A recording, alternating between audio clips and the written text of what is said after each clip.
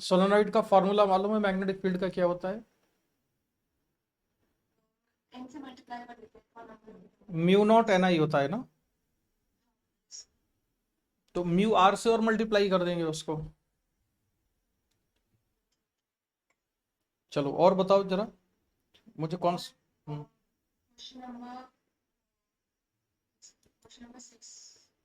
C6। अच्छा ठीक है, छोड़ दो इसको सोलेनोइड को, और बताओ।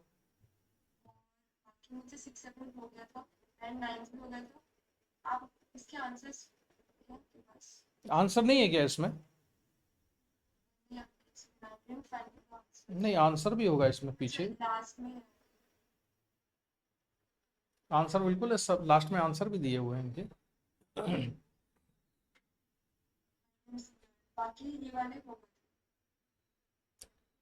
ये एक्सरसाइज 1 है कि 2 है? 2 है। अच्छा ठीक है, एक्सरसाइज 1 के हो गए सारे, ए और बी, ABC।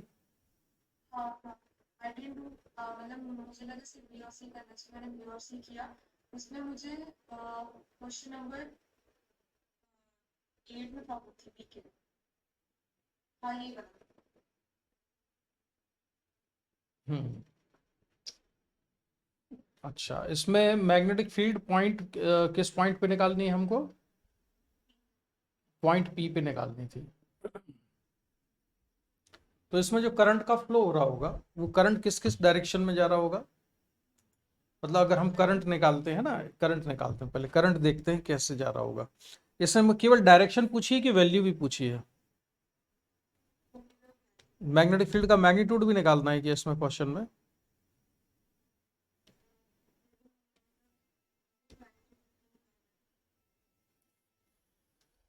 अच्छा, हर एक का EMF 10 वोल्ट है। Find the magnetic field B at point P।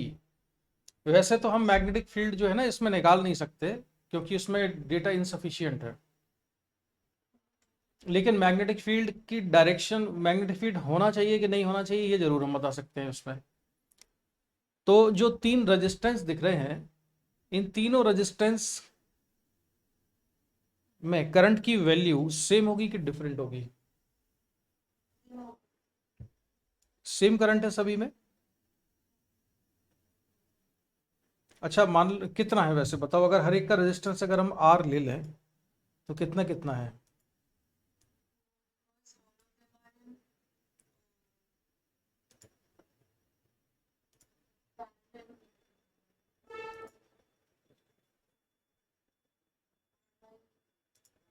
ये है क्वेश्चन, है ना? इस क्वेश्चन में करंट निकाल सकते हो बेटा, कितना कितना करंट होगा? नहीं, 30/R कैसे किया? ये 10 वोल्ट है, ये 10 वोल्ट है, ये 10 वोल्ट है, ये 10 वोल्ट है।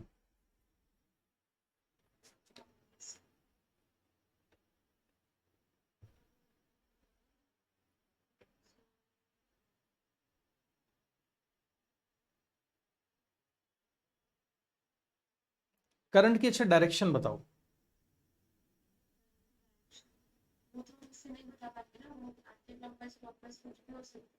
नहीं नहीं यार, जो बैटरी लगी हुई है, रेजिस्टेंस लगा हुआ है, तो कुछ ना कुछ तो डायरेक्शन होगी।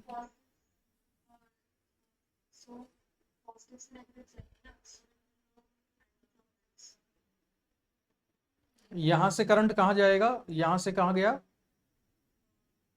इधर। पर ये भी पॉजिटिव है। फिर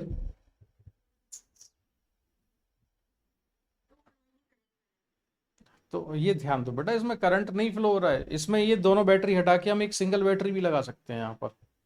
ये दोनों बैटरी किस कॉम्बिनेशन में, ये दोनों सीरीज में है, दोनों का EMF बराबर है, तो दोनों को बैटरी का मिला के EMF कितना हो गया? 0। इसमें भी दोनों बैटरी का जो EMF है ये मिला के कितना हो जाएगा? 0 हो जाएगा। तो इसमें करंट ही फ्लो नहीं हो रहा है सर्किट में। जब सर्किट में करंट ही नहीं है तो मैग्नेटिक फील्ड पॉइंट P पर कितना आएगा? 0 आएगा।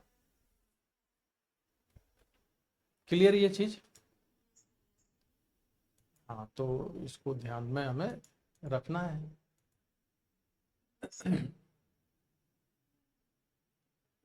और अच्छा ये पूरा क्यों?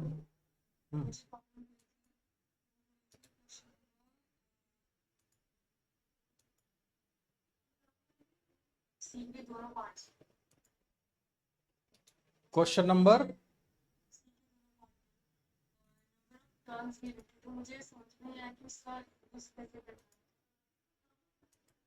अच्छा अभी देखते हैं।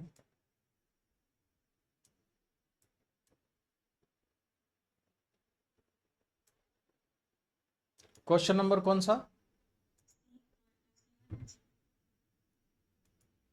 C1, two circular coils of radii 5 centimeter and 10 centimeter carry equal currents 1 ampere. The coil have 50 and 100 turns respectively and are placed in such a way that their planes as well as the center coincide. Find the magnitude of magnetic field B at the common center when current in coils are in same sense and opposite sense. एक single loop की वजह से magnetic field कितना होता है? एक single loop की वजह से उसके सेंटर पर मैग्नेटिक फील्ड कितना होता है?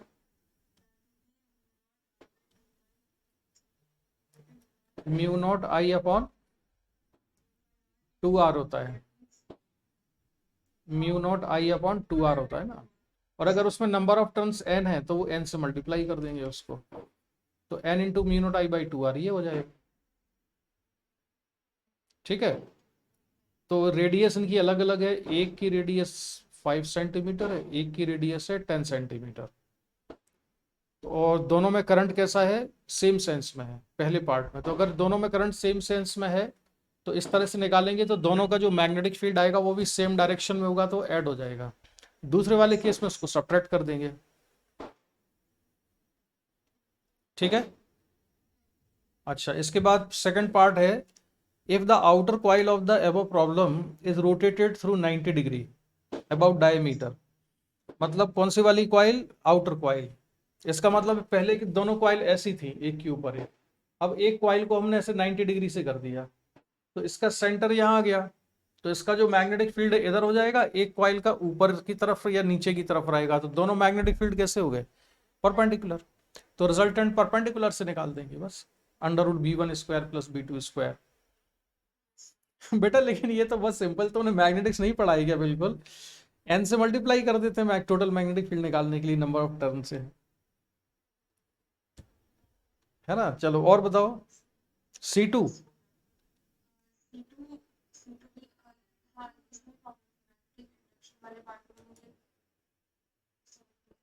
two circular coils of wire each having radius 4 centimeter and 10 turns have a common axis and are 6 centimeter apart. If a current of 1 ampere pass through each coil in opposite direction, find the magnetic induction at the center of the coil. इसमें coil का orientation कैसा है?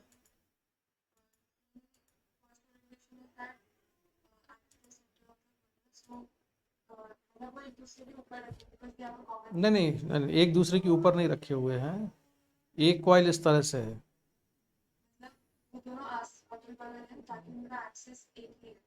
तो axis पे magnetic field का formula या मालूम है?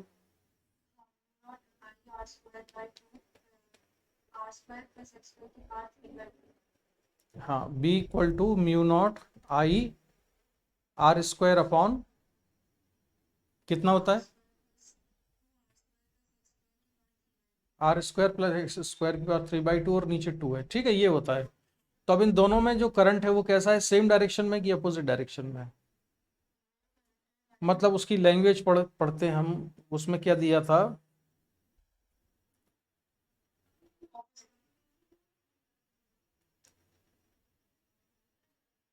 Opposite direction. अब इसमें अपोजिट डायरेक्शन का मीनिंग थोड़ा कंफ्यूजिंग है कि वो डिपेंड करेगा कि हम देख कहाँ से रहे हैं, मतलब ऑब्जर्वर इसको कहाँ से देख रहा है उस पर डिपेंड करेगा। कि मान लो हम यहाँ से देख रहे हैं, इधर से देख रहे हैं साइड से, तो एक में करंट ऐसा है तो दूसरे में करंट अपोजिट डायरेक्शन में है। अब निकालना किस जगह पर है मैग्नेटिक फील्ड?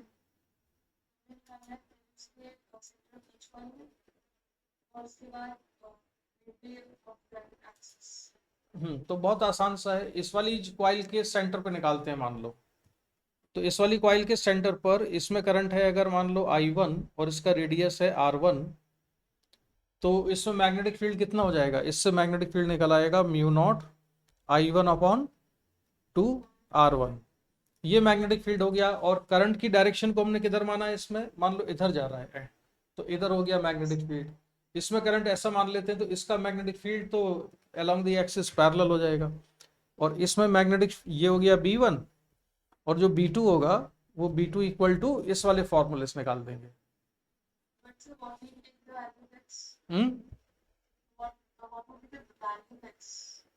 एक्स दोनों के बीच का डिस्टेंस दिया हुआ है ना, दोनों कॉइल के बीच का डिस्टेंस गिवन है कि नहीं उसमें।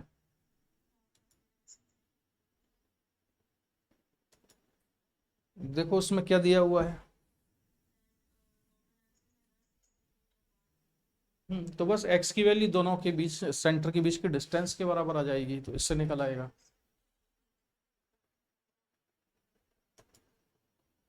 ठीक है। अच्छा, अब डाउट तो तुम्हारे हो गए। अब मैं तुम्हें ना थोड़ा सा आगे वो बता देता हूँ, एम्पियर्स लॉ पहले।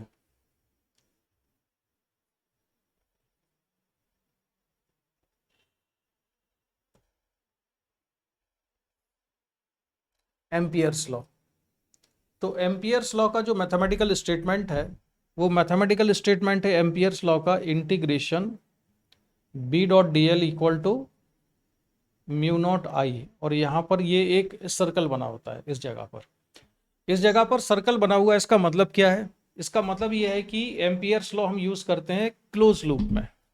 ये इंटीग्रेशन किसी क्लोज लूप में लिया जाता है। जैसे कि गॉस लॉ लगाते थे तो क्लोज लूप में इंटीग्रेशन लेते थे, लेकिन दोनों इंटीग्रेशन में एक फ़र्क है। गॉस लॉ में जो इंटीग्रेशन था वो इंटीग्रेशन था सरफेस इंटीग्रल था, उसमें E.ds आता था, सरफेस एरिया था। ये है लाइन इंटीग्रल। ठीक है, ये कौन सा इंटीग्रल है, line integral, line integral over a closed loop, किसी क्लोज लूप पर लिया जाता है, किसी क्लोज लूप पर ये लाइन इंटीग्रल हम लेंगे। ठीक है। अच्छा, अब इसको एक एग्जांपल से समझेंगे हम, तभी समझ में आएगा तुमको। इसमें मैग्नेटिक फील्ड का किसी क्लोज लूप के अलॉन्ग जो हमने लाइन इंटीग्रल लिया है, वो लाइन इंटीग्रल किसके बराबर है, mu not times to the current enclosed by the close loop. Close loop को एक और चीज कहते हैं, एक और नाम है क्लोज लूप का, क्लोज लूप को एम्पीरियन लूप भी कहते हैं। जैसे वहां पर क्लोज सरफेस को गॉसियन सरफेस भी कहते थे इलेक्ट्रोस्टैटिक्स में, इसलिए ये क्या कहलाता है, एम्पीरियन लूप कहलाता है। इसके अलावा इसमें एक और चीज इंपॉर्टेंट है कि इसको मैग्नेटिक्स का गॉस लॉ भी कहते हैं। It is also called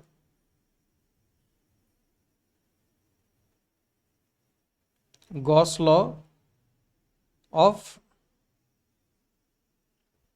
magnetics. ये मैग्नेटिक्स का गॉस लॉ भी कहलाता है। अब इसको अप्लाई कैसे करते हैं, तो हम एक एग्जांपल लेते हैं कि मान लो कि हमने क्या ले लिया, एक क्लोज लूप लिया, ये क्लोज लूप है ऐसा, नहीं इसमें नहीं, हम लगाते हैं एक इनफाइनाइट वायर लेते हैं, ये इनफाइनाइट वायर है, उसमें करंट फ्लो हो रहा है I, और किस डायरेक्शन में है करंट, ये अपर डायरेक्शन में, वर्टिकली अप। इस वायर की वजह से R डिस्टेंस पर हम निकालेंगे मैग्नेटिक फील्ड। R डिस्टेंस पर एक पॉइंट P पर मैग्नेटिक फील्ड निकालना है। अब इस पॉइंट पर मैग्नेटिक फील्ड का फॉर्मूला हमको ऑलरेडी मालूम है, कितना होता है,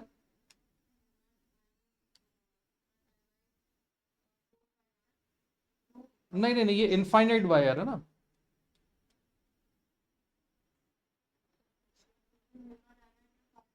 mu not I/2πr। Infinite wire के केस में θ1 और θ2 कितने हो जाएंगे, π/2 हो जाएंगे। तो ऑलरेडी हमको फॉर्मूला उसका मालूम है, लेकिन तब भी हम एम्पियर्स लॉ से इसलिए डेराइव कर रहे हैं, जिससे कि तुमको ये समझ में आए कि एम्पियर्स लॉ को अप्लाई कैसे किया जाता है। ठीक है, क्लियर ये बात। तो हमने क्या काम किया, जिस तरह से इलेक्ट्रोस्टैटिक्स में गॉस लॉ लगाने के लिए हम इलेक्ट्रिक फील्ड निकालते थे किसी पॉइंट पर गॉस लॉ को यूज करके, तो उस पॉइंट को गॉसियन सरफेस पे होना जरूरी होता है। क्लोज सरफेस पे होना जरूरी होता है, जिसको हम गॉसियन सरफेस भी कहते हैं। एम्पियर्स लॉ अगर हमको लगाना है, मैग्नेटिक फील्ड निकालना है किसी पॉइंट पर, जैसे यहाँ पर ये पॉइंट ए है, तो पॉइंट ए का एम्पीरियन लूप के ऊपर होना जरूरी है। एम्पीरियन लूप, यहाँ पर हम एक ऐसा क्लोज लूप बनाएंगे जिसमें हम इंटीग्रेशन इजीली कर पाए। तो यहाँ पर एम्पीरियन लूप हम क्या ले रहे हैं, एम्पीरियन लूप हमने लिया आर डिस्टेंस पर था ना, तो आर रेडियस का हमने एक सर्कुलर लूप ले लिया। ये इसको हमने नाम दिया, ये क्लोज लूप है और एम्पीरियन लूप है, एम्पीरियन लूप। अब इसको हमने सर्कुलर क्यों लिया है, हमने इसको सर्कुलर इसलिए लिया कि इस वायर के चारों तरफ जो मैग्नेटिक फील्ड लाइंस हैं वो भी कैसी हैं, सर्कुलर हैं। उन मैग्नेटिक फील्ड लाइंस का जो सर्कल है उसका सेंटर कहां पर है, उसका सेंटर वायर पर है, सेंटर वायर पर है। तो हमने इस लूप का सेंटर भी वायर पे लिया है। तो जो इमेजिनरी एम्पीरियन लूप हमने कंसीडर किया है, इस इमेजिनरी एम्पीरियन लूप पर कोई ना कोई मैग्नेटिक फील्ड लाइन कंसाइड कर रही होगी, कोई ना कोई मैग्नेटिक फील्ड लाइन ऐसी होगी जो कि इस लूप को कंसाइड करेगी। ठीक है, इसलिए हमने ऐसा लिया है। ऐसा लेने से फायदा क्या होगा, ऐसा लेने से फायदा होगा कि जो बी है और जो डीएल है, इन दोनों के बीच का एंगल कांस्टेंट रहेगा। अब देखो इसमें डीएल क्या होता है, डीएल होता है एम्पीरियन लूप का छोटा सा एलिमेंट। जो एम्पीरियन लूप हमने कंसिडर किया है, उस एम्पीरियन लूप का ये छोटा सा एलिमेंट है। तो मैंने एम्पीरियन लूप का एक छोटा सा एलिमेंट लिया यहाँ पर डीएल। ठीक है, ये एलिमेंट लिया छोटा सा डीएल। अब हमको ये डॉट प्रोडक्ट लेना है बी डॉट डीएल। तो जब ये बी डॉट डीएल करेंगे तो ये होगा बी डीएल कॉस थीटा। इसमें थीटा क्या होता है,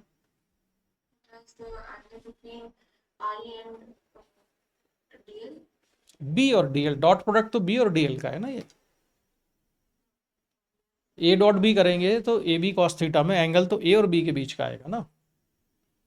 तो इसमें एंगल किसके बीच का है, ये बी और डीएल के बीच का एंगल है। अब इनके बीच का एंगल वेल डिफाइंड रहे, इंटीग्रेशन हम इजीली कर पाए, इसलिए हमने इसमें क्लोज एम्पीरियन लूप को सर्कुलर लिया है। अब हम इंटीग्रेशन कैसे करेंगे, ये हमारे हाथ में है।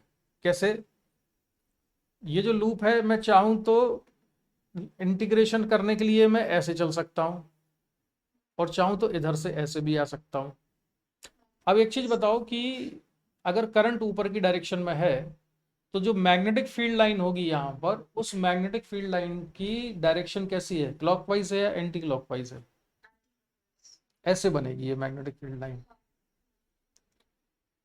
तो अगर मैंने इस छोटे से एलिमेंट डीएल को, डीएल की डायरेक्शन इधर ली और मैं मान के चल रहा हूं कि एम्पीरियन लूप बहुत सारे छोटे छोटे एलिमेंट से मिलकर बना हुआ है, सारे डीएल एलिमेंट को ऐड कर देंगे तो कंप्लीट लूप बन जाएगा। और मैग्नेटिक फील्ड कैसा है, टेंजेंशियल होगा। मैग्नेटिक फील्ड लाइन तो ऐसी है, इस पर टेंजेंट ड्रॉ करेंगे किसी भी पॉइंट पर तो मैग्नेटिक फील्ड की डायरेक्शन निकल आएगी। तो बी और डीएल में एंगल कितना होगा, बी तो इधर है और डीएल भी मैं इधर ही ले रहा हूं, तो बी और डीएल में एंगल कितना आएगा, 0 डिग्री आएगा। तो अब हम इसको लिखेंगे integration B DL cos 0 degree. ठीक है, अब राइट साइड में लिखना है हमको mu not times to the current enclosed by the Amperian loop. इस लूप में करंट नहीं फ्लो हो रहा है, लूप तो इमेजिनरी है, इसमें कोई करंट वरंट नहीं है। इस वाले लूप में हमको निकालना है करंट एंक्लोज्ड, यानी इस लूप ने अपने अंदर कितना करंट बंद किया हुआ है। तो इस लूप के अंदर कौन बंद है, ये वायर बंद है, वायर एंक्लोज्ड है। तो इसके अंदर जो करंट एंक्लोज्ड है वो कितना है, आई। अब इस आई की का साइन भी हमें सेलेक्ट करना होता है। तो इस आई का जो साइन है वो इस बेसिस पे सिलेक्ट होता है कि आपने इंटीग्रेशन कैसे किया। तो इंटीग्रेशन अगर मैंने डीएल के अलोंग ऐसे किया है, तो जिस एलिमेंट के अलोंग यानी इंटीग्रेशन के अलोंग आपने इंटीग्रेशन किया है, उसकी डायरेक्शन में राइट हैंड की फिंगर्स को कर्ल करो। तो थंब जिस डायरेक्शन में आएगा उस डायरेक्शन वाला करंट पॉजिटिव होगा और उसकी अपोजिट डायरेक्शन वाला करंट नेगेटिव होगा। तो यहाँ पर करंट फ्लो हो रहा था ऊपर, हमने ऐसे होल्ड किया, ठीक है। हमने ऐसे क्यों होल्ड किया? क्योंकि हमने इंटीग्रेशन डीएल ऐसे किया है, सारे डीएल हमने ऐसे ऐसे ऐसे ऐसे ऐड किए हैं इस सेंस में। तो डीएल के समेशन की डायरेक्शन में फिंगर्स को कर्ल करो तो थंब जिस डायरेक्शन में आएगा वो करंट पॉजिटिव होगा। तो ये वाला जो करंट है ये ऊपर ही आ रहा है, तो ये करंट कैसा लेंगे हम? प्लस। तो ये हो गया म्यू नॉट आई। अब आगे देखते हैं इसमें, ये जो बी है इसको ऐसे लिखो और क्लैरिटी के लिए, ये डॉट प्रोडक्ट ओपन करेंगे तो modulus of B modulus of d L into cos 0 degree. अब बी का मॉडुलस कांस्टेंट है, क्यों कांस्टेंट है?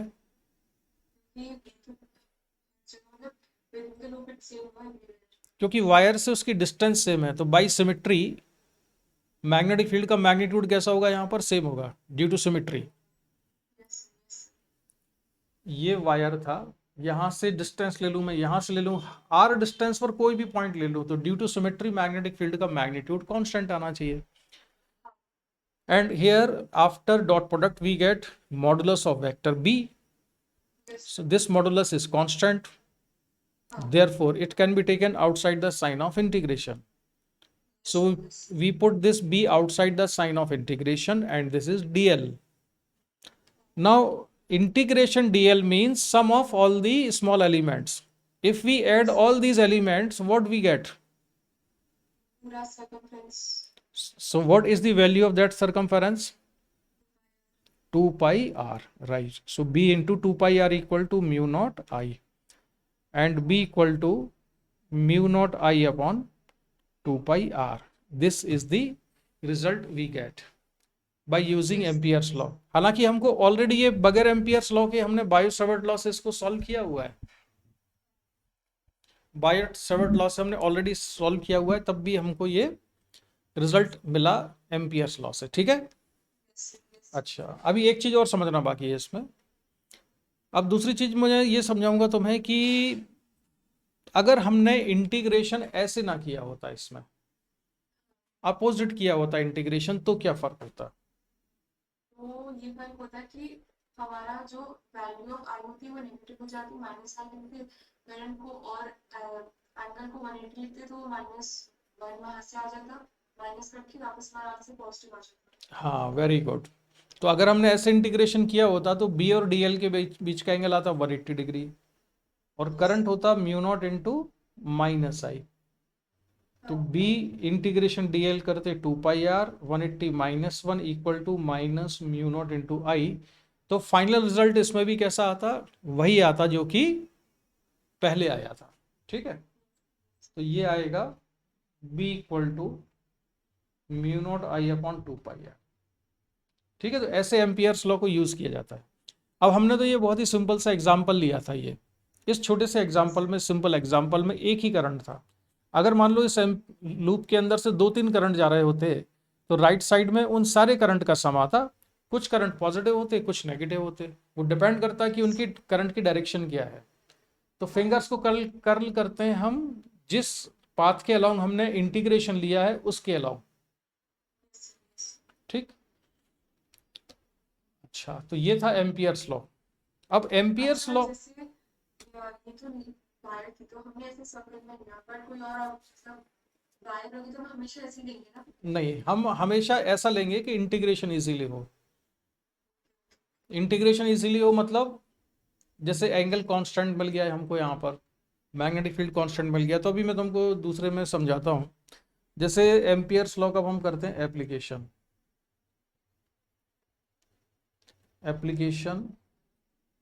Of Ampere's law. हालांकि जो मैंने पिछला एग्जांपल था वो भी इसका एप्लीकेशन ही है।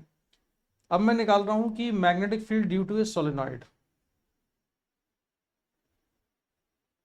ये हमने एक सोलेनॉइड बनाई।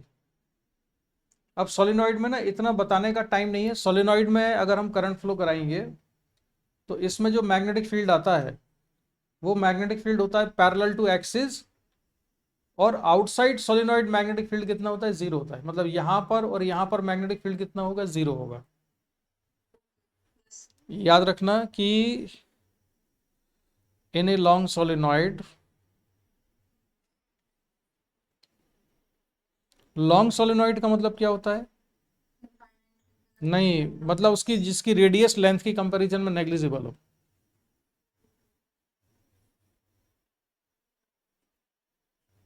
Magnetic field is parallel to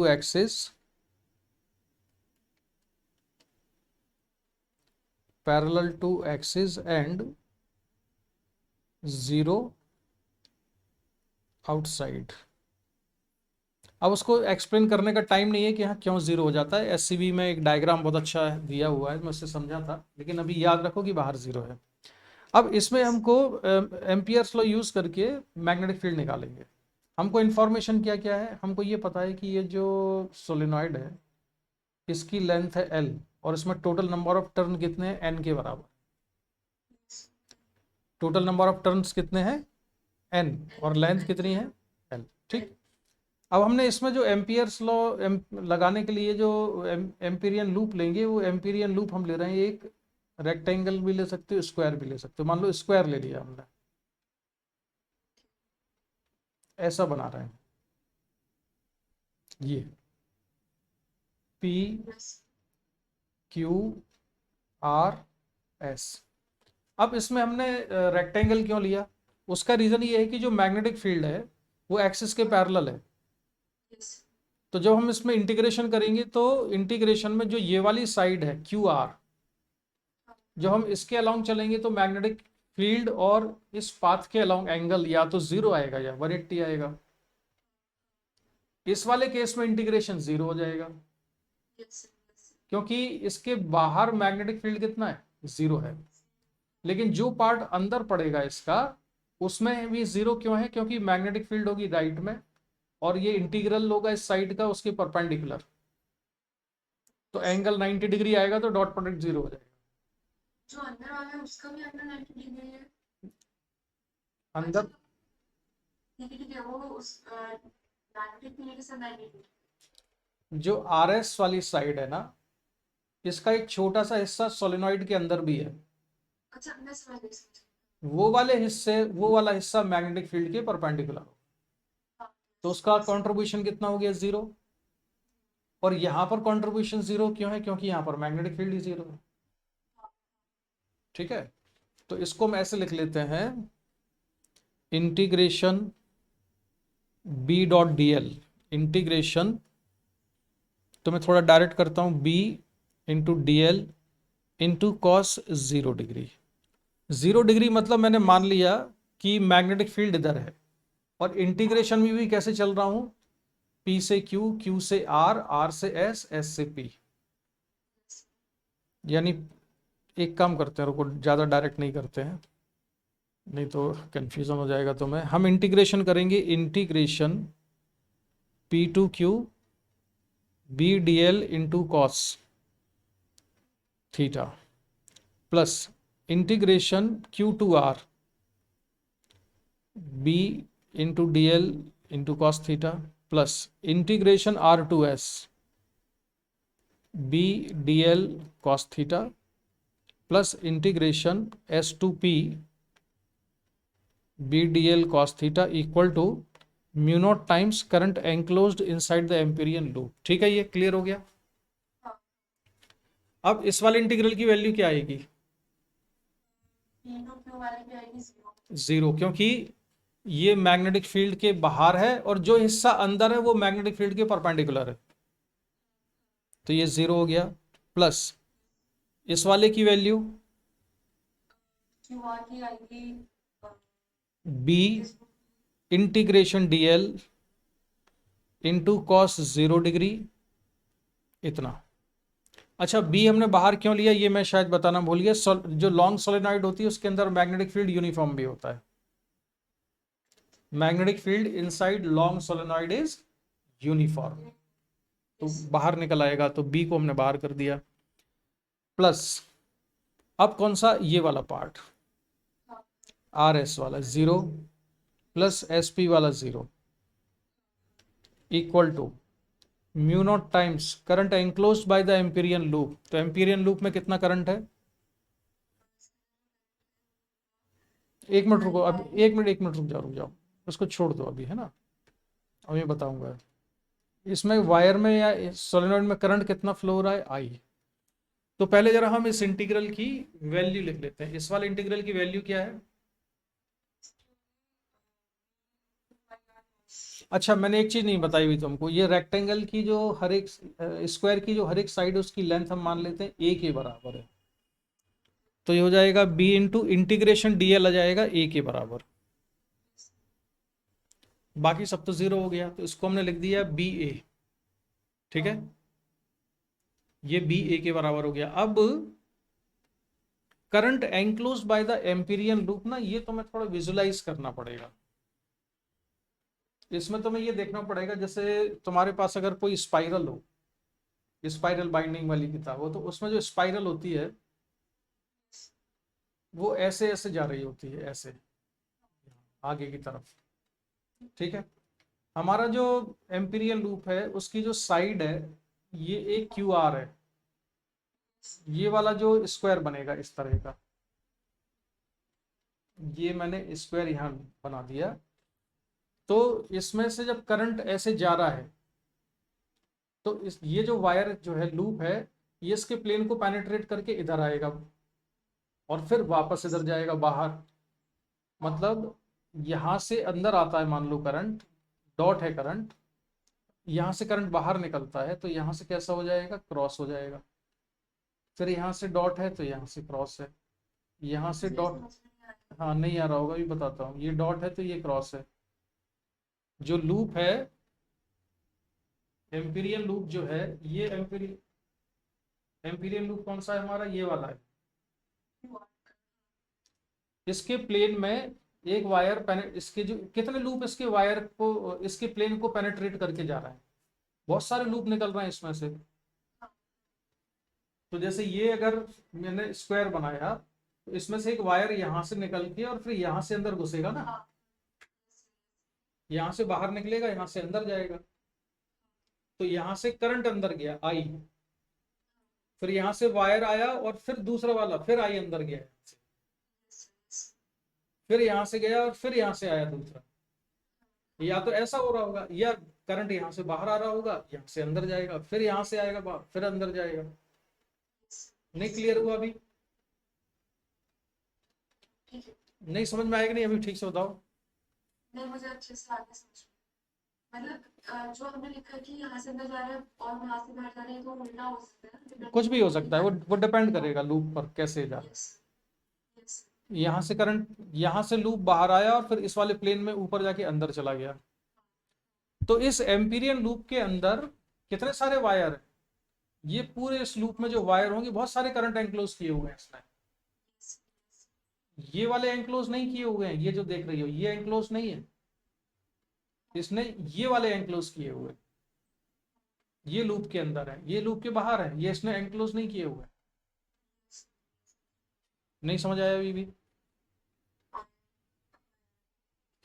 जैसे ये स्पाइरल बाइंडिंग वगैरह जिस तरह से अगर कुछ होती है ना, जैसे स्पाइरल बाइंडिंग अगर कुछ है, तो ये तो मैंने लूप स्क्वायर बना लिया यहाँ पर। अब वायर यहाँ से निकल के इसमें जाएगा, फिर यहाँ से बाहर निकल के इधर आएगा, फिर इधर आएगा। पेपर में भी तो होल बने होते हैं ना, तुमने देखा होगा कई सारे। उन होल में से वो स्पाइरल बाइंडिंग का एक वायर आता है, फिर बाहर निकल के इधर जाता है। हाँ, मैं समझ गई। अंदर एंक्लोज के बाहर वाला मैं आई अंडरस्टूड। तो अब क्लियर है ये? Yes yes. अच्छा, अब इसमें हमको ये देखना है कि कितने करंट इसके अंदर एंक्लोज्ड हैं, तो उसको हम ऐसे निकालते हैं। Number of turns per unit length निकालेंगे हम, इसमें कितने हैं। तो number of turns per unit length है n/l। और हमको कितनी लेंथ में चाहिए नंबर ऑफ टर्न्स? ए में, ए में, ए लेंथ में। तो ए लेंथ में नंबर ऑफ टर्न्स कितने हो जाएंगे, और करंट कितना हो गया टोटल, इतना n/l ai। एक लूप में कितना करंट था, आई। तो कितने लूप इसके अंदर से पास हुए हैं, Na/L। तो ये टोटल करंट एंक्लोज्ड है, इसको करेंगे हम म्यू नॉट टाइम्स। अब समझो जरा इसको, B a equal to mu not NAI/L। अच्छे से समझ लो सारा का सारा, कहीं डाउट हो तो बताओ।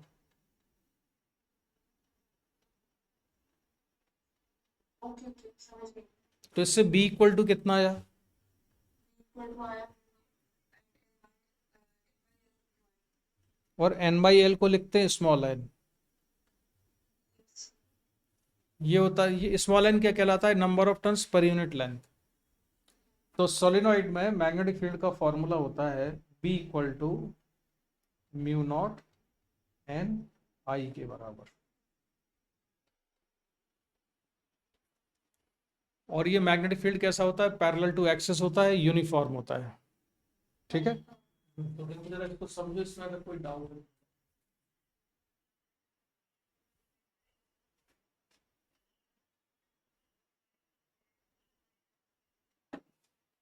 I understood this. अच्छा, अगर ये समझ में आ गया है तो मैं वो जो क्वेश्चन था, अब इस क्वेश्चन को हम उठाते हैं। हालांकि ये डायरेक्टली ये एग्जांपल नहीं लेना चाहिए, लेकिन अब तुमने तो एक बार तो ऑलरेडी पढ़ा ही हुआ है, तो हम इसको ले लेते हैं। इसमें क्वेश्चन ये है, figure shows Amperian path A B C A, A B C ए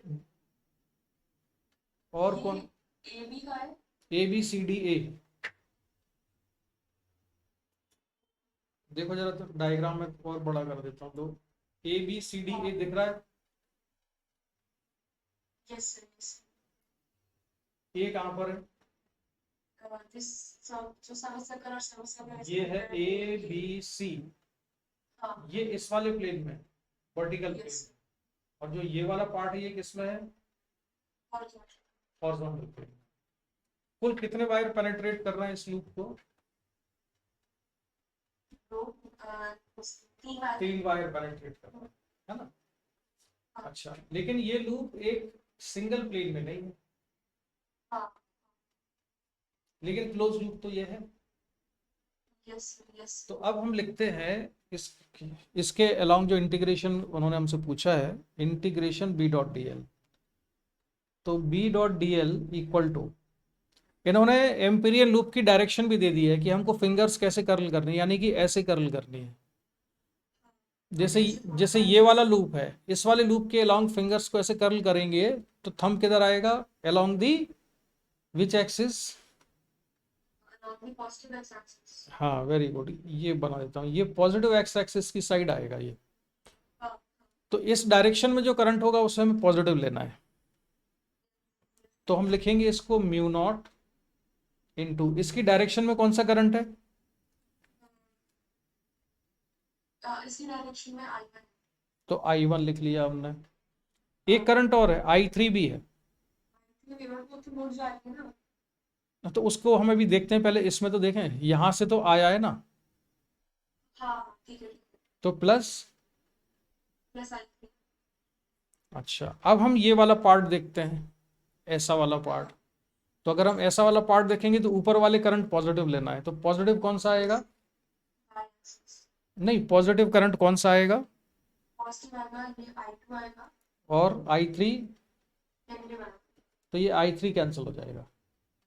हाँ और इसको हम नहीं लिखते तो भी काम हो जाता, क्योंकि ये करंट जितना आया उतना ही वहां बाहर भी चला गया लूप से, हाँ हाँ है ना। तो इसकी वैल्यू कितनी आएगी, mu naught times I1 plus I2।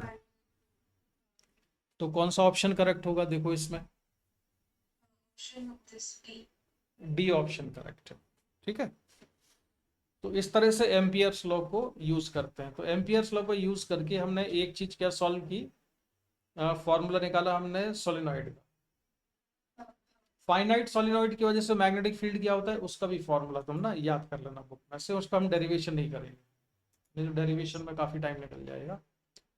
और एम्पियर्स लॉ में अब तुमको एक चीज और करके दिखानी पड़ेगी मुझे, मैग्नेटिक फील्ड एम्पियर्स लॉ में मुझे दिखाना पड़ेगा तुम्हें, एक सिलेंडर के अंदर, करंट कैरिंग सिलेंडर। आपने भी चीज बोली थी मुझे फॉर्मूला याद करना, वो कौन सा वाला था, यही था ना। फाइनाइट फाइनाइट सोलेनॉइड की वजह से मैग्नेटिक फील्ड, ठीक है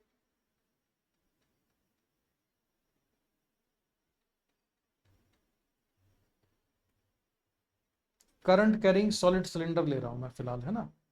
तो इसमें मैंने ये सिलेंडर बनाया, इनफाइनाइट लेंथ का ये सिलेंडर है।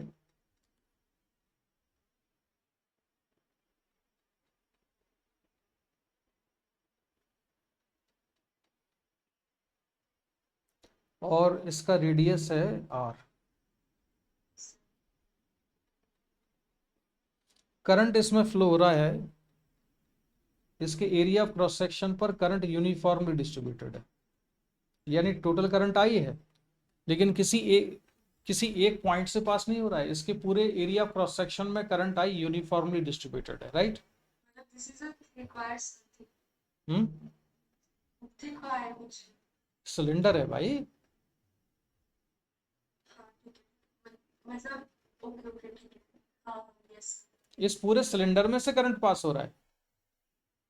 ओके ओके ये कंडक्टिंग सिलेंडर है, सॉलिड सिलेंडर है। ये पतला जैसे तार होता है, अगर वायर बहुत मोटा हो जाए तो फिर उसको वायर नहीं कहते, उसको सिलेंडर कहते हैं, है यस ना। तो ये सिलेंडर है, करंट फ्लो रहा है पैरेलल टू एक्सिस। अब इसकी एक्सिस से एक्स डिस्टेंस पर मैग्नेटिक फील्ड निकालना है इनसाइड द सिलेंडर। तो हम क्या करेंगे, यहाँ पर एक एम्पीरियन लूप बना लेंगे ऐसे। कहीं भी बना सकते हैं, वो तो इमेजिनरी होता है। हमने एम्पीरियन लूप सर्कुलर इसलिए लिया क्योंकि इस पर मैग्नेटिक फील्ड कैसा होगा, मैग्नीट्यूड में कांस्टेंट होगा, क्योंकि सिमेट्री की सिचुएशन है। जिस तरह से इलेक्ट्रोस्टैटिक्स में स्फेरिकल सिमेट्री सबसे ज्यादा यूजफुल होती थी गॉस लॉ में, ऐसे ही इसमें सिलिंड्रिकल सिमेट्री सबसे ज्यादा यूजफुल है। तो करंट इधर जा रहा है और यहाँ मैग्नेटिक फील्ड आएगा।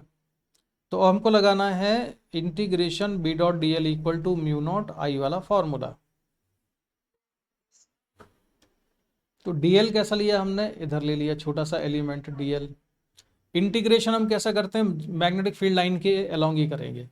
इसमें करंट है ऊपर, तो मैग्नेटिक फील्ड लाइन कैसी होंगी, इस तरह की मैग्नेटिक फील्ड लाइन आएगी। मतलब कोई ना कोई मैग्नेटिक फील्ड लाइन इस लूप को कंसाइड कर रही होगी, ठीक। तो B dot D L equal to mu not I, तो हमने लिखा B into D L into cos 0 degree equal to mu naught into current enclose by the Amperian loop. तो इस एम्पीरियन लूप में कितना करंट एंक्लोज है, ही है बस नहीं नहीं नहीं इसमें होगा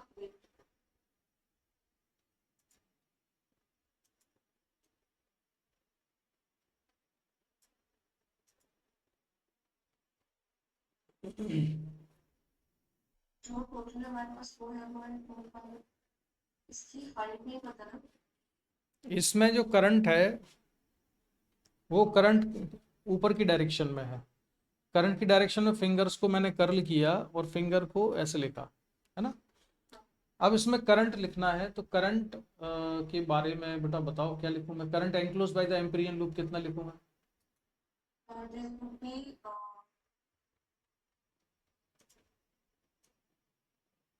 small r by capital r into I. तो उसके लिए निकालो पहले करंट पर यूनिट एरिया। तो करंट पर यूनिट एरिया कितना है, I upon pi are square. समझ आया कि नहीं ये करंट आई, इसका जो एरिया ऑफ क्रॉस सेक्शन है, जिसके एरिया ऑफ क्रॉस सेक्शन से पास हो रहा है, तो आई अपॉन पाई आर स्क्वायर। और हमको कितने एरिया से करंट चाहिए, हमें चाहिए pi capital R square capital R क्या है, जो हमारा हमने एक्सपीरियंस सर्विस लिया उसका उसका रेडियस तो एक्स है ना। Okay okay sorry I for that is capital तो हमको क्या किस एरिया से मल्टीप्लाई करेंगे, पाई एक्स स्क्वायर से। बी को हमने बाहर ले लिया, इंटीग्रेशन डीएल किया, तो ये आएगा mu not I x upon r square. Integration d l की वैल्यू बताओ क्या होनी चाहिए, जो वैल्यू होनी चाहिए। अच्छा ये सिलेंडर है तो सिलेंडर से कोई फर्क नहीं पड़ता, ये जो पाथ है सारे छोटे छोटे एलिमेंट को ऐड कर देंगे तो क्या आएगा, 2 पाई एक्स। 2 पाई एक्स आएगा। तो 2 पाई एक्स हुआ ये, तो B into 2 pi x equal to mu not I x upon r square. तो बी कितना आया, ये आया what I x by 2 pi r। R square. ये फॉर्मूला याद रखना मैग्नेटिक फील्ड का। ये किसके अंदर है? सिलेंडर के अंदर। सिलेंडर के बाहर निकालना हुआ तो क्या करेंगे? Outside cylinder. तो बस x की वैल्यू चेंज कर देंगे। नहीं, तुम डेरिवेशन करके बताओ पूरा। सिलेंडर बनाओ एक, और क्या फर्क आता है उसमें और इसमें बताना मुझे। ये सिलेंडर है, इसका रेडियस है स्मॉल आर, ये हमने एक्सिस बना ली, इसकी एक्सिस से बाहर निकालना है एक्स डिस्टेंस पर मैग्नेटिक फील्ड पॉइंट ए पर। तो करो जरा, कैसे सॉल्व करोगी इसको? बाकी सिचुएशन वही है, इसमें कितना करंट पास हो रहा है? आई करंट पास हो रहा है।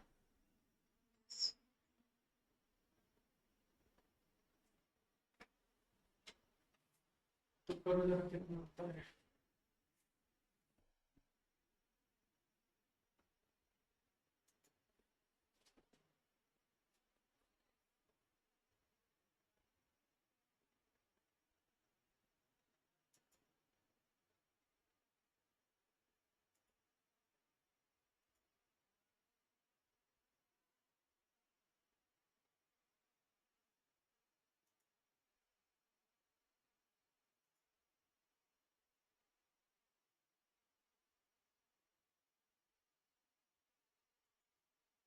सर सेम ही तो लाइक नहीं, अलग आएगा, ट्राई करो। हमारे पास जो अंदर करंट पास हो रही है वो तो सेम ही आ रही है, मतलब I by pi are square into pi X square mu naught से मल्टीप्लाई करके। और उसके बाद जो हम डीएल लिखे हैं उसमें चीजें सारी चीजें, फिर जो डीएल होगा वो पाई 2 पाई एक्स।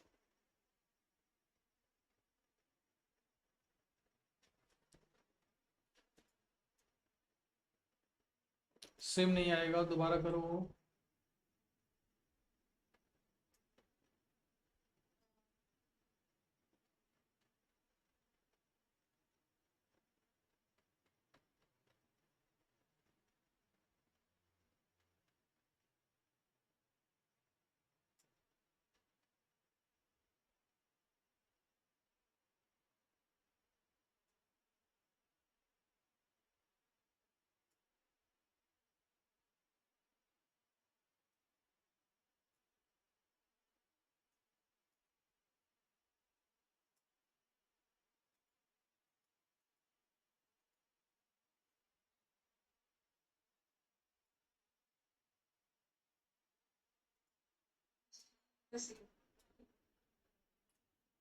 एम्पीरियन लूप क्या लिया है तुमने?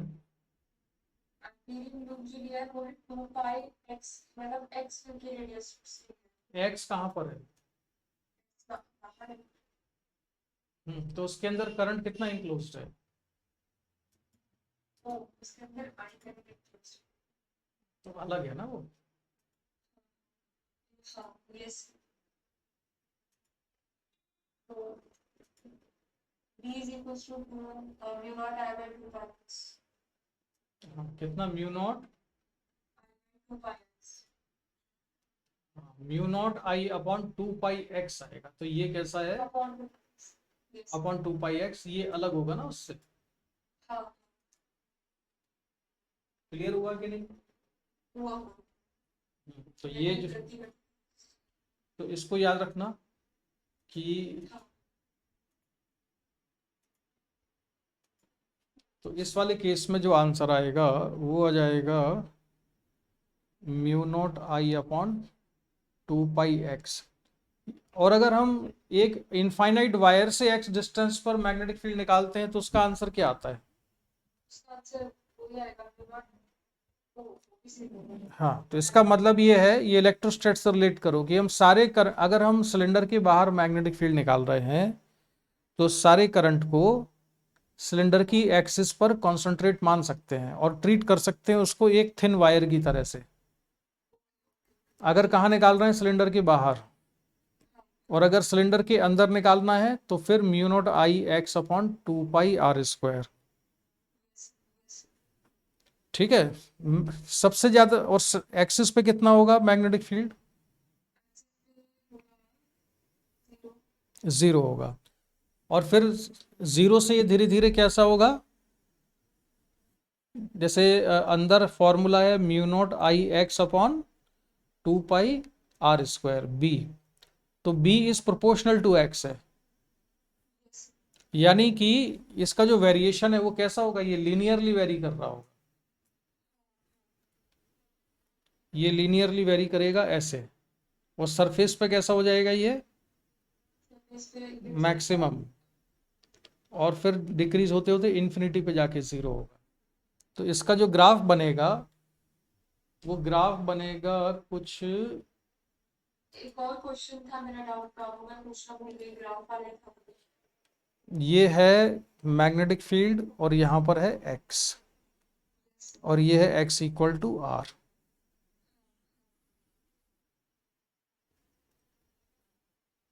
आगे समझिए।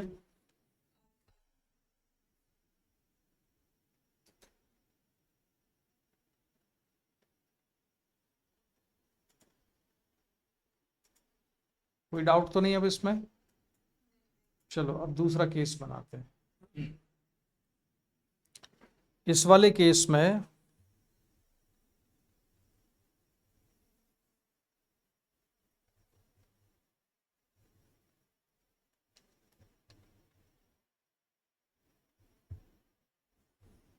इसको जनरली कोएक्सियल केबल बोलते हैं।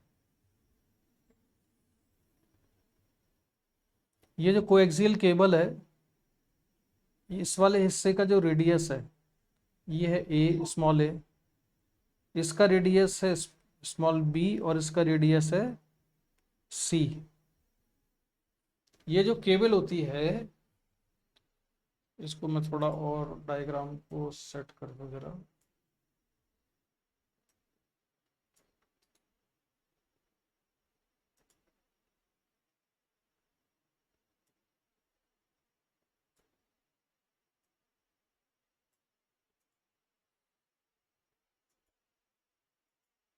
ये जो कोएक्सियल केबल होती है, ये जनरली केबल में और वायर में फर्क होता है। केबल में ना एक ये बीच वाला पोर्शन होता है, ये सॉलिड वायर है, सॉलिड सिलेंडर की तरह से मान सकते हो। फिर इसके जो बीच में कुछ पोर्शन होता है, ये खाली है, जिसमें कुछ नहीं है यहाँ पर। ये केबल होती है तो और वो भी केबल बोलते एक मिनट रुको जरा, अभी पूरा सुनो। और उसके बाद जो ये वाला हिस्सा होता है, एक ये सॉलिड पोर्शन होता है, इन दो हिस्सों में करंट पास हो रहा होता है।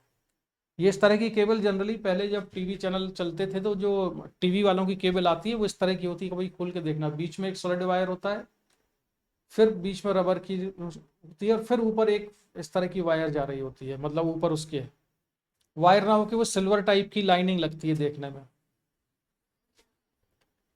तो उसमें क्या होगा कि करंट बीच वाले हिस्से से जा रहा है, इस वाले हिस्से से, पूरे हिस्से से करंट पास हो रहा है, और यहाँ बीच में खोखला हिस्सा है या फिर नॉन कंडक्टिंग मटेरियल है, फिर इसमें करंट पास हो रहा है, जो ये वाला हिस्सा है ना, इसमें करंट है।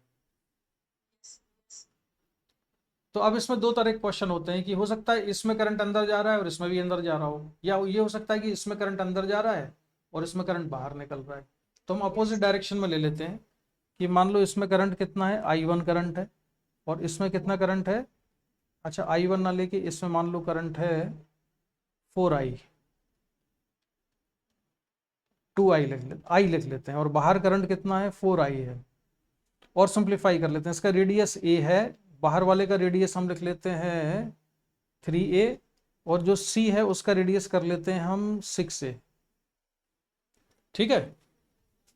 अब हमको मैग्नेटिक फील्ड निकालना है अलग अलग पॉइंट्स पर। तो एक पॉइंट तो है ये वाला पॉइंट a, इसकी डिस्टेंस है x, तो x डिस्टेंस पर मैग्नेटिक फील्ड कितना होगा, तो हमने x रेडियस का एक एम्पीरियन लूप बनाया और इसके अंदर मैग्नेटिक फील्ड निकाल दिया, तो वो मैग्नेटिक फील्ड आ जाएगा mu naught I x upon 2 pi a²। ए नहीं, a² होता है नीचे, तभी तो डायमेंशनली करेक्ट होगा ये। जो फॉर्मूला याद रखो, mu naught I upon 2 pi r जैसे फॉर्मूला होता है, तो ऊपर करंट है, नीचे लेंथ की सिंगल डायमेंशन है, तो यहाँ अगर x आ गया है तो नीचे फिर लेंथ का स्क्वायर होना चाहिए ना, तभी तो केवल लेंथ बचेगी नीचे। तो mu naught I x upon 2 pi a², ये मैग्नेटिक फील्ड होगी किस करंट की वजह से, ये केवल इसकी वजह से, और जो 4i है उसकी वजह से अंदर कोई मैग्नेटिक फील्ड नहीं होगा। अंदर वाली की वजह से बाहर होगा। हाँ, अंदर वाले की वजह से बाहर अभी हमने निकाल ही लिया है। तो अगर मैं पॉइंट ए पर निकालता हूं मैग्नेटिक फील्ड, तो बी एट ए कितना आया मैग्नेटिक फील्ड बी पॉइंट पर? Mu naught I x upon 2 pi a² अब मैग्नेटिक फील्ड निकालना है मुझे यहां पर। ये डिस्टेंस है 2a,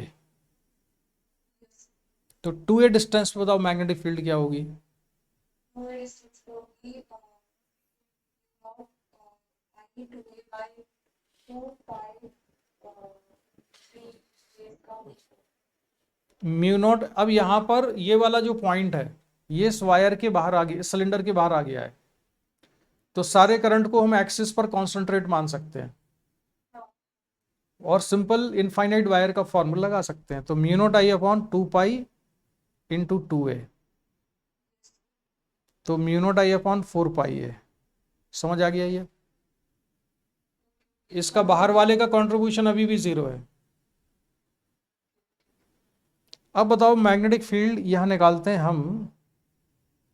अच्छा, अगर मैं 2a बाहर निकालने के लिए तो वैसा भी तो कर सकते थे दैट वो not 2a plus a by 2 pi 3a का होल स्क्वायर।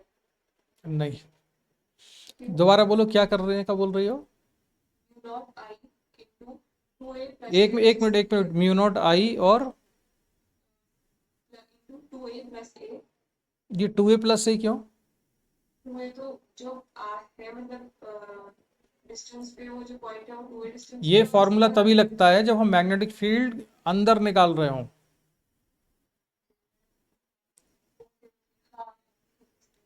ये केवल एक्स की मैक्सिमम वैल्यू इसमें सरफेस तक जा सकते हैं ना, फिर इसके बाद बाहर वाला बाहर थोड़ी लगा सकते हैं इसको। नहीं समझ आया? तो ये वो उससे नहीं होगा, इसी से आएगा। अब बताओ यहाँ पर मैग्नेटिक फील्ड कितना होगा? ये वाला पॉइंट हमने सेलेक्ट किया और ये है 4a डिस्टेंस पर। इस पॉइंट को मान लेते हैं ये c है। तो करो कैलकुलेशन, दोनों का अलग अलग निकालना पड़ेगा। तो इसमें 2 का कंट्रीब्यूशन आएगा, तो अंदर वाले वायर की वजह से क्या होगा?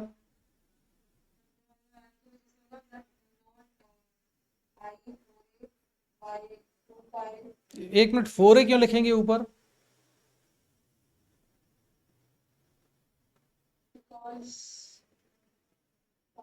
तुम्हें अभी नहीं समझ में आया है ये? अभी हमने ये पढ़ा था इसमें कि जब पॉइंट सिलेंडर के बाहर है तो कौन सा फॉर्मूला लगाना है? ये simple mu naught I upon 2 pi x. तो यहां पर ये वाला जो पॉइंट सी है ये तो इसके बाहर है ना, तो सारा करंट तो यहाँ पे मान के इसको इनफाइनाइट वायर की तरह ट्रीट करके यहाँ निकाल देना है। 4a क्यों लिख रही हो उसमें? तो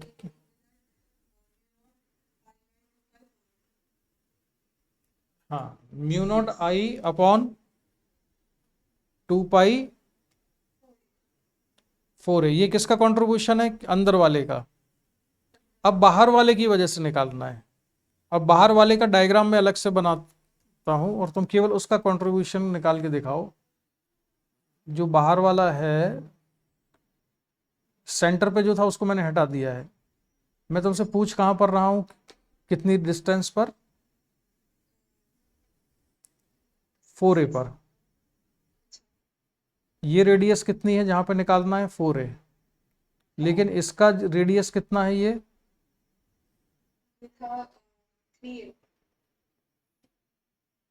3a और 6a, तो ये 3a है और ये 6a है। और करंट कहां पर है? करंट केवल इस वाले रीजन में है, इसमें। और कितना करंट था ये? 4i। करंट इसमें जो पास हो रहा है वो 4i के बराबर है। अब प्रॉपर एम्पीरियन लूप वगैरह लगा के इसको सॉल्व करके बताओ कि कितना आता है। पॉइंट सी पर मैग्नेटिक फील्ड कितना आएगा, ये सी पॉइंट पर?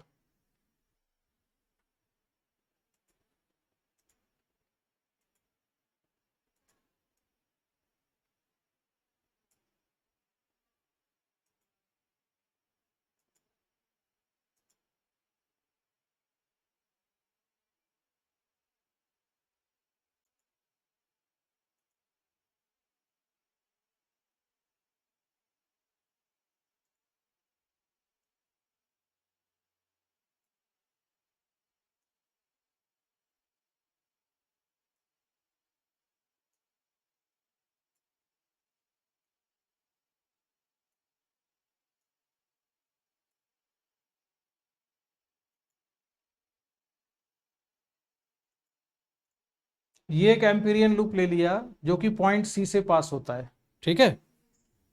अब लगाओ जरा इस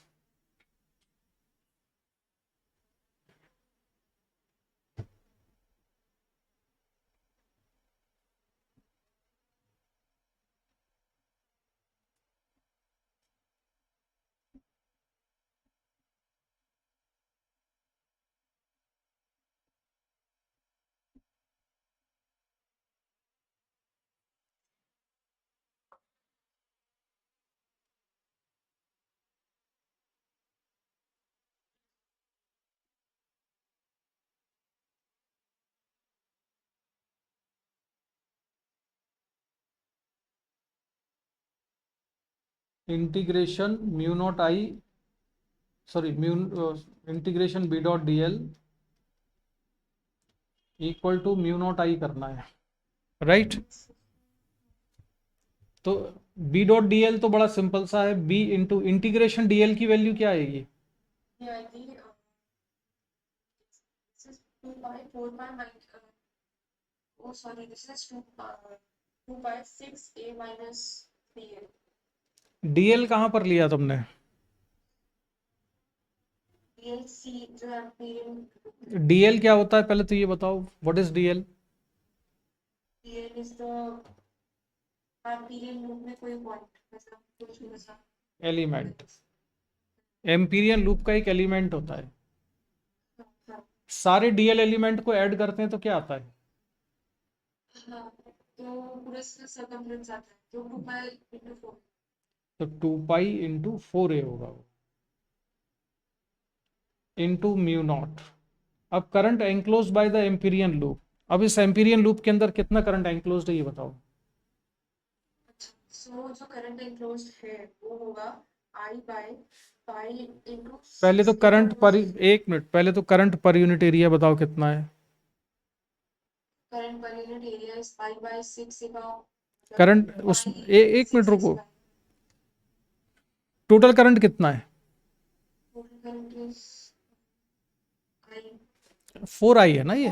4 तो करंट पर यूनिट एरिया के लिए 4 आई अपॉन एरिया से डिवाइड करेंगे तो एरिया कितना है? pi into 6 का square. नहीं, उससे तो ये पूरा एरिया निकल आएगा, उस यहाँ पर थोड़ी करंट फ्लो हो रहा है इस वाले रीजन में। It is pi into 6a minus 3a का square. पाई इंटू 6 का square minus pi into 3a का स्क्वायर, इतने एरिया में करंट है। ये तो करंट पर यूनिट एरिया आया, नहीं आया समझ में? मतलब 6a और 3a के बीच के एरिया में करंट फ्लो हो रहा है तो सिर्फ उतना ही करंट और फ्लो होगा हमको कितने पूरे हिस्से में करंट चाहिए? हमको चाहिए है ये वाला करंट जो एम्पीरियन लूप के अंदर है, वो केवल ये वाला करंट है, इतना। yes, तो ये कितना है ये करंट? ये है 4a माइनस मतलब pi into 4a का स्क्वायर माइनस pi 3 का स्क्वायर. 4 ए का स्क्वायर माइनस पाई 3 ए का स्क्वायर, ये हुआ। अब बताओ इसको कैलकुलेट करके कितना बचा ये?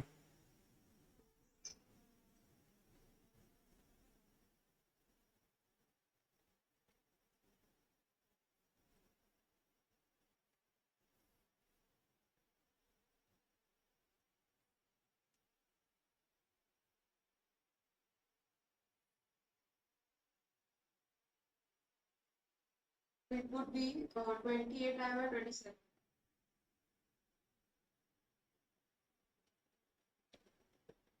36 माइनस 9 करोगी तो कितना बचेगा? 27. 27 आ जाएगा। और ऊपर 16 माइनस 9 कितना? 7। तो 28 आई अपॉन 27 इतना आया, 28 आई अपॉन 27 के बराबर। अब यहां पर हम लिखेंगे 28 आई अपॉन 27, तो बी इक्वल टू कितना होगा? म्यू नॉट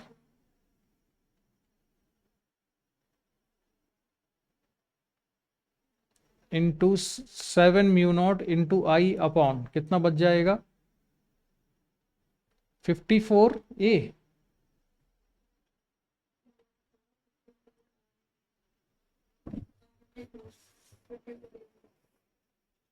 ये आया B2 आया, दूसरा वाला मैग्नेटिक फील्ड आया ये B2। अब इनकी डायरेक्शन चेक करो, किसकी डायरेक्शन किधर है।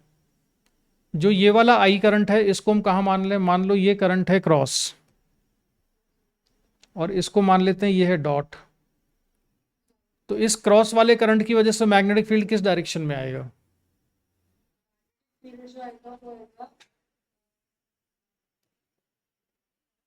ऐसे क्लॉकवाइज होगा मतलब, और उसका डायरेक्शन जो होगा वो टैंजेंट होगा उसका, तो पॉजिटिव एक्सिस I की वजह से जो मैग्नेटिक फील्ड लाइन आएगी वो कैसी आएगी, क्लॉकवाइज। I की वजह से, यानी कि इधर है मैग्नेटिक फील्ड, B1 की डायरेक्शन इधर आएगी, टेंजेंट ड्रॉ करेंगे तो B1, और इसकी वजह से एक और चीज हम्म आपने जैसे बताया कि हम करंट का अगर देखें इनसाइड द प्लेन या आउट ऑफ द प्लेन, तो हम हमको उसके डायरेक्शन में पॉइंट करके जो फिंगर्स का डायरेक्शन होगा वो क्लॉकवाइज एंटी क्लॉकवाइज पता चलेगा। टैंजेंट बना के पता चला कि वी का डायरेक्शन है, बट यहाँ तो कहीं भी टैंजेंट बना सकते हैं। नहीं, टेंजेंट तो हमें जिस पॉइंट पे मैग्नेटिक फील्ड निकालना है वही बनाएंगे ना, हमको C पे निकालना है तो C पे टेंजेंट ड्रॉ करेंगे।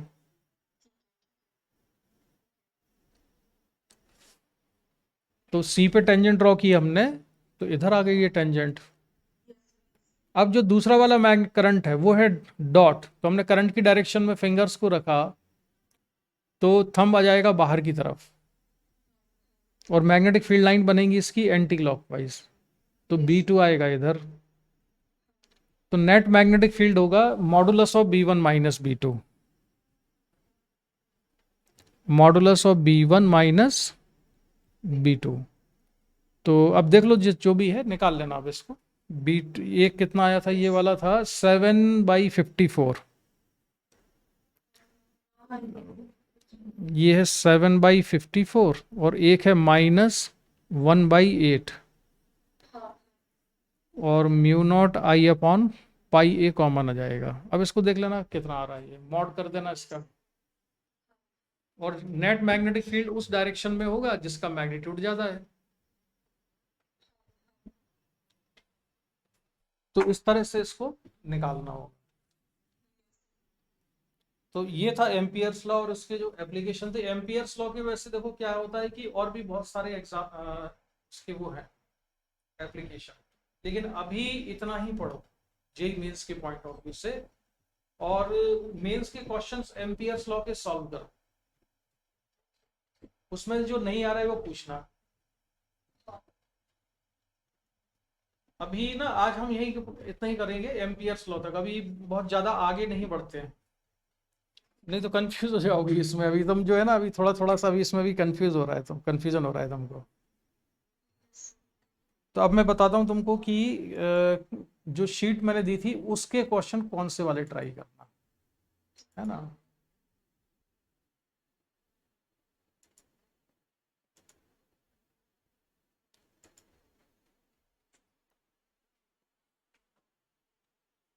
ये D2 वगैरह हो गया था सॉल्व। अच्छा डी वाले नहीं किए, ये इसमें क्या है। हाँ अब सेक्शन डी सॉल्व करना, ठीक है। दोनों का सिंगल करंट का सब्जेक्ट है। हाँ पहले तुमने एक्सरसाइज 1 सॉल्व करना, तो D1 solve, D section D solve करना। Magnetic field due to cylinder, large sheet, solenoid, toroid and Ampere's law. तो इसमें देखो तुम्हें एक लार्ज शीट की वजह से मैंने डेरिवेशन नहीं करा रहा हूं, मैं तुमको डायरेक्ट बता देता हूं कि इसका फॉर्मूला होता क्या है।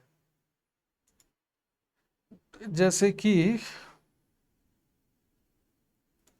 इलेक्ट्रोस्टैटिक्स में जो इनफाइनाइट चार्ज शीट होती थी उसकी वजह से मैग्नेटिक फील्ड कितना आता था, इलेक्ट्रिक फील्ड कितना आता था, σ/2ε0 था।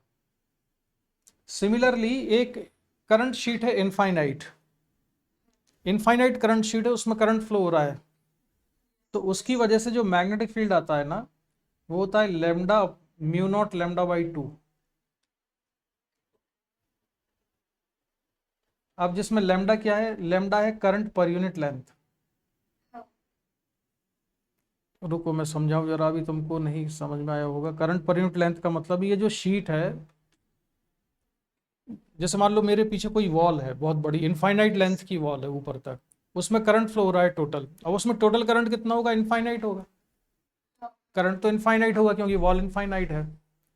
यस। अब इस वॉल में अगर मुझे, मैंने एक एलिमेंट कंसिडर किया ये वाला डी एक्स एलिमेंट, करंट कैसा फ्लो हो रहा है इसमें? ऐसे फ्लो हो रहा है, ये करंट जा रहा है ऐसे। तो इस डी एक्स एलिमेंट में कितना करंट होगा? तो उसको मैं लिखूंगा यहाँ पे, जो करंट है उसकी वैल्यू लेमडा डी एक्स है। तो ये एक स्ट्रिप मिली मुझे ये पतली सी, इस स्ट्रिप में कितना करंट है? Lambda D x. ठीक है, और अगर यूनिट लेंथ ले लूं मैं डी एक्स की, तो इसमें करंट कितना है? लेमडा है। तो ये फॉर्मूला बनेगा म्यू नॉट लेमडा बाई 2। इन फॉर्मूले को याद रखने का अगर तुम भूल जाओ तो एक छोटा सा मेथड ये भी होता है कि इलेक्ट्रोस्टैटिक्स के जो फॉर्मूले होते हैं और उसी के सिमिलर कंडीशन के फॉर्मूले जो मैग्नेटिक फील्ड के होते हैं, उसमें एप्सिलॉन नॉट और म्यू नॉट ऊपर नीचे आते हैं। जैसे इसमें एप्सिलॉन नॉट डिनोमिनेटर में है, इसमें न्यूमरेटर में है। इलेक्ट्रिक फील्ड में आता है 1/4 pi epsilon not, magnetic field में आता है म्यू नॉट बाई 4 पाई। तो 4 पाई तो सेम रहता है, इसमें एप्सिलॉन नॉट नीचे था तो इसमें म्यू नॉट ऊपर हो जाएगा। और ये थी सरफेस चार्ज डेंसिटी, तो उसकी सिमिलर क्वांटिटी क्या है इसमें? Linear current density. Linear current density, current per unit length. तो अब ऐसे याद रखना। बाकी 2 इसमें भी नीचे आता था, इसमें 2 नीचे आ गया है। एप्सिलॉन नॉट इसमें नीचे था, इसमें म्यू नॉट ऊपर पहुंच गया है। इसमें सिग्मा था, इसमें लैम्डा होगा। तो इसको याद रखने का ये एक तरीका हो गया। ठीक है, तो इनफाइनाइट करंट शीट का ये फॉर्मूला, इसको याद रखना। इसके बाद जो सेक्शन है, तो सेक्शन ईवी ट्राई करना। और ये अभी नहीं करेंगे हम, magnetic force on A charge, ये तो खैर अपने आप में एक पूरा टॉपिक है, force on A charge particle. हमारा सिर्फ फोर्स पे है और वो वेलोसिटी वाला पार्ट छूट रहा इसमें एक्चुअली नहीं, अभी डाइपोल वगैरह भी है, पोटेंशियल एनर्जी भी है, जो जो इलेक्ट्रोस्टैटिक्स में था सब इसमें होता है ना। उसमें इलेक्ट्रिक फील्ड का था, इसमें अभी डाइपोल का पोटेंशियल एनर्जी आएगी, डाइपोल का पोटेंशियल आएगा, डाइपोल की वजह से इलेक्ट्रिक फील्ड आएगी, मैग्नेटिक फील्ड आएगी। लेकिन हम उसको ना डायरेक्ट फॉर्मूले को याद रखेंगे, हम उसको डेरिवेशन पे नहीं जाएंगे। और फिर force on A charge particle, ये अपने आप में एक काफ़ी बड़ा टॉपिक है, तो उसको भी मतलब 4-5 क्लासेस में लगेंगी। अब देखो मैं क्लास ना थोड़ा कुछ हो सकता है बीच में गैप आएगा क्योंकि मुझे कहीं बाहर जाना है, तो जितना पॉसिबल होगा कर पाएंगे। है। पॉसिबल है। कल देखते हैं, कल भी मुझे एक सेमिनार के लिए जाना है, तो अगर मैं थक गया ज़्यादा उसमें तो हो सकता है ना लूँ, लेकिन कल हो सकता है करें। लेकिन तुम अपना काम करते रहो, ये क्वेश्चन सॉल्व करना। अच्छा, तुम इस शीट के सारे क्वेश्चन मत सॉल्व करना। सारे से मेरा मतलब है कि इसमें शीट में जो क्वेश्चंस है ना, इनका जेई मेन से भी ऊपर के लेवल के क्वेश्चन है इसमें। तो तुम अपने को मेंस पे फोकस रखो, और जेई मेंस के जो पीवाई क्यू है उसके क्वेश्चन ट्राई करते रहो। हालांकि जेई मेंस में भी ठीक ठाक लेवल के क्वेश्चन आते हैं मैग्नेटिक्स वगैरह पर, है ना। तो उसमें इस बार मैग्नेटिक्स से कोई क्वेश्चन आया था तुम्हारे उसमें जेई मेन में? हाँ वही से हो सकता है क्वेश्चन 8 वाला। तो वो नहीं हुआ था। अच्छा चलो, अब प्रैक्टिस करना उसकी अगले एग्जाम के लिए। ठीक है, तो मैं करता हूँ अभी तो यहीं पर कंप्लीट। ठीक है, ओके। So much.